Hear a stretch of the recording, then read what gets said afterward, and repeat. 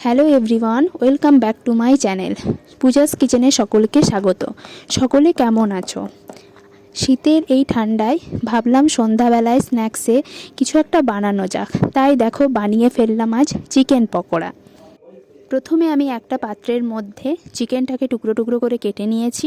এবার এটার মধ্যে আমি অল্প কর্নফ্লাওয়ার, অল্প বেসন, নুন, কাঁচা লঙ্কা, গোলমরিচ গুঁড়ো, সয়া সস আর একটা গোটা ডিম দিয়ে পুরোটা ম্যারিনেট করে নেব। এবার ম্যারিনেট করা হয়ে গেলে পর আমি 5 মিনিট রেখে দেব। 5 মিনিট পর তোমাদের কাছে ফিরে এলাম। দেখো আমার পুরো মাংসটা ম্যারিনেট হয়ে গেছে, কি সুন্দর দেখাচ্ছে।